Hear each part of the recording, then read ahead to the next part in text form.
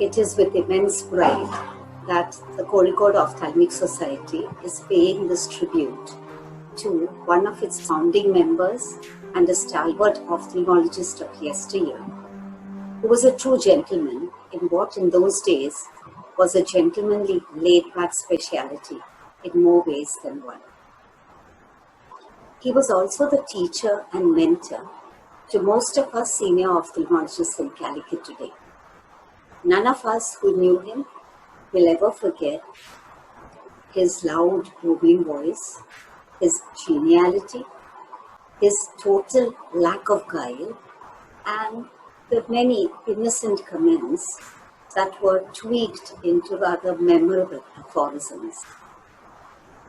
One of these, which went the rounds over and over, was his having told someone that the problem of working at Government Medical College Calicut was inevitably related to either the patient or the student. And some wag mischievously twisted this into Sir having said, life in Calicut Medical College would be perfect if we had neither patients nor students. An impossibility for Dr. Prabhakaran to have ever thought or said such a thing. There were many more of the same. I'm sure Sir would have heard them too and laughed just as loud as the others. He was very fond of teaching, he loved his students, and in an exam, he was everyone's dream examiner. He went the extra mile to make the candidate feel at ease and was always ready to give helpful tips. The net result was this quip, apparently from an external examiner, who said, I asked the questions, Dr. Prabhakaran gave me the answers, and I passed the candidate. Dr. Modalampet Prabhakaran was born on the 5th of November 1926 at Koduvayur in Palghar district to Sri Achyutan Nair, who was an excise inspector, and Srimati Madhavi Amma. He was the fourth of 10 siblings.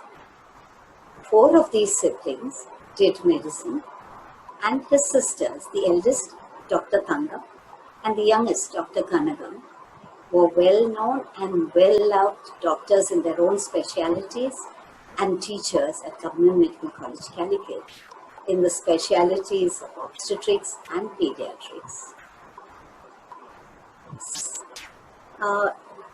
After Sir finished his primary education at Koduvayur, he went to the prestigious Victoria College at Palghar to do his intermediate and then a BSc in physics before deciding that he wanted to do medicine, which in those days meant going to Madras, which is what he did. He went to Madras Medical College at Chennai, finished his MBBS very creditably, securing the only first class for the first MBBS, which as all of us know, is quite a daunting achievement at any point of time. He then did a DOMS and went to the idyllic Lakshadweep, spending 2 years on the island of Andhra before returning to Kerala and government service at the Government Ophthalmic Hospital in Trivandrum.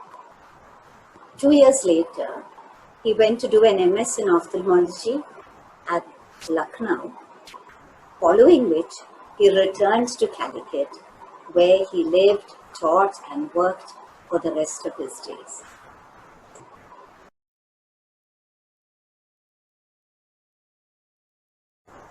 When the Kozhikode Ophthalmic Society asked members who remembered Sir to reminisce about him, the attributes mentioned over and over were that he was benevolent, he was affectionate, he was reassuring, he inspired the love of learning, and one ophthalmologist went so far as to say that he couldn't adequately find the words to describe this great man.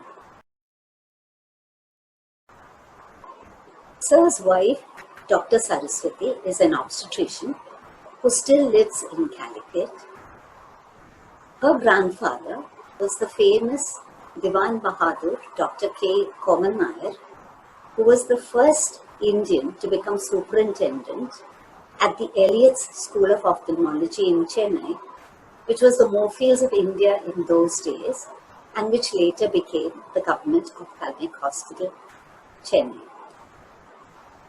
He has 3 sons, all of whom shared his passion for cricket, and all of them, including Sir, never missed a cricket match on radio or television, irrespective of the hour. His other passion, of course, like for many of them in those days, was playing cards. Sir died on the 30th of May 2011, leaving behind a multitude mourning, grateful students, friends, and patients who will cherish his memory for the rest of their own lives. The Kozhikode Ophthalmic Society truly honors itself by dedicating this first of its kind ovation to the memory of Dr. Modalamgal.